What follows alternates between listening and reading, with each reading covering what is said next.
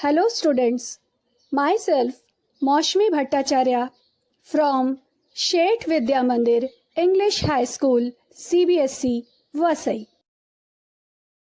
आज मैं आपको कक्षा 8 वसंत का पाठ 15 सूरदास के पद समझाने जा रही हूँ।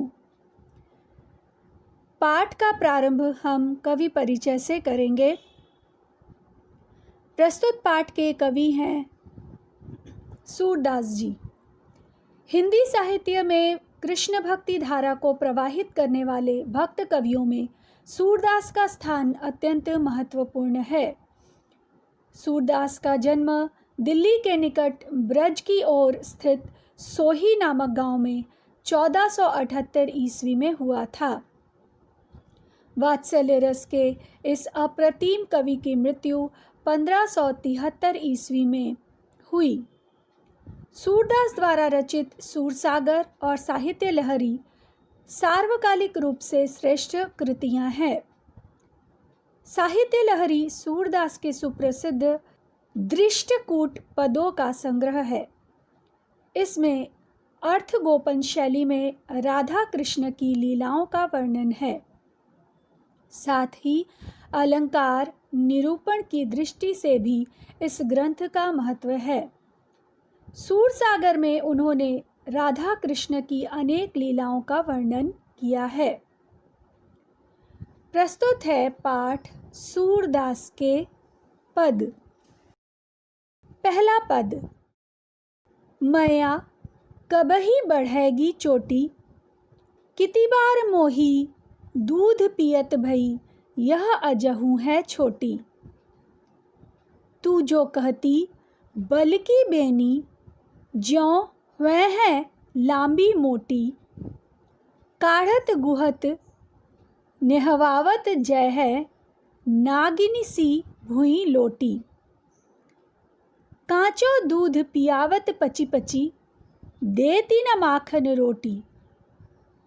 सूरज चिर जीवो दोऊ भैया, हरि हलमार की जोटी। भक्त कवि सूरदास ने बालक कृष्ण की बाल लीलाओं का वर्णन किया है। एक बच्चे की सहजता, मनोवैज्ञानिकता एवं स्वाभाविकता का सुंदर वर्णन इन पदों में हुआ है। बालक कृष्ण अपनी चोटी के नहीं बढ़ने के कारण परेशान है। वे यशोदा माँ से पूछते हैं कि कितनी बार मैंने दूध पिया, लेकिन यह आज भी छोटी ही है। तुम कहती थी कि यह बढ़कर लंबी और मोटी हो जाएगी।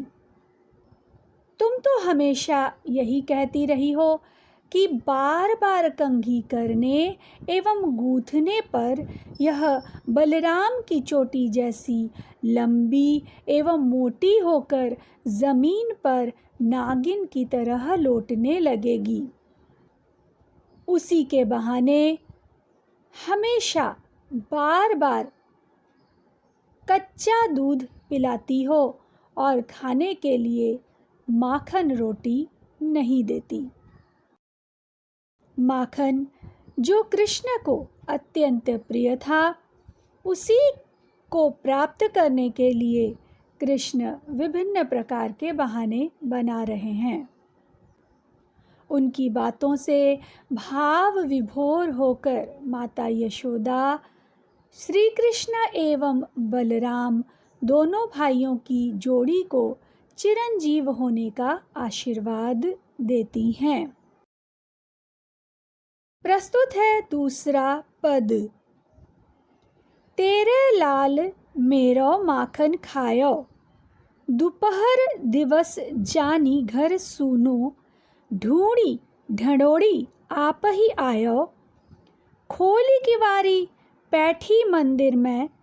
दूध दही सब सखनी खवायो, ऊखल चढ़ी सीके कौलीन हो।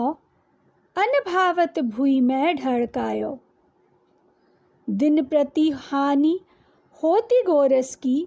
यह ढोटा कौने ढंग लायो, सूर श्याम को हट की न राख है, तय ही पूत अनोखो जायो।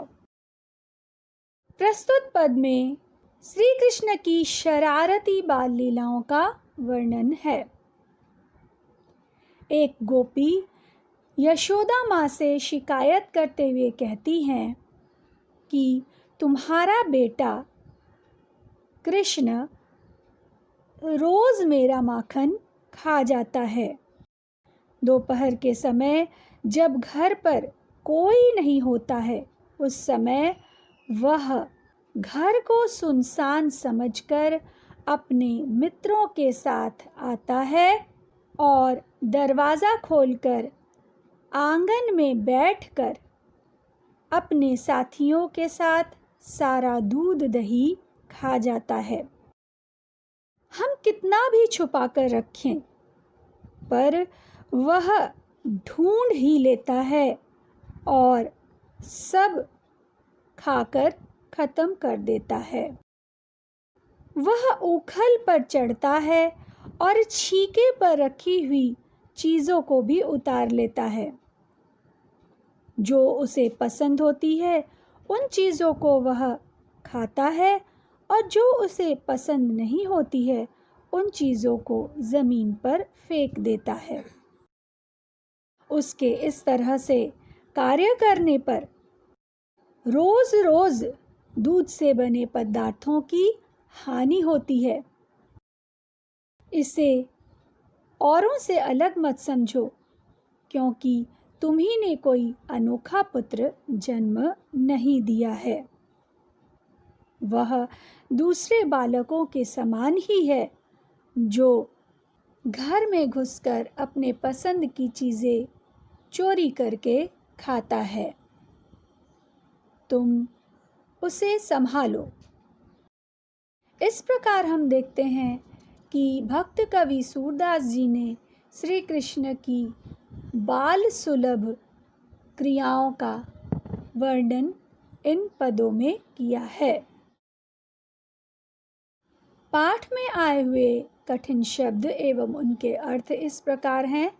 अजहू आज भी बल बलराम बेनी चोटी, वह होगी काढ़त बाल बनाना, गुहत गूंथना, भुई पृथ्वी भूमि, लोटी लोटने लगी, पची पची बार बार, हरि हलमार कृष्ण बलराम, जोटी जोड़ी, पैठी घुसकर, सीके छीका जिसमें दूध दही आदि रखा जाता है, गोरस गाय के दूध से बने पदार्थ, दही मक्खन घी आदि, ढोटा लड़का। पाठ को पुनः ध्यानपूर्वक पढ़ें एवं समझें। हमारा पाठ यहीं पर समाप्त होता है। धन्यवाद।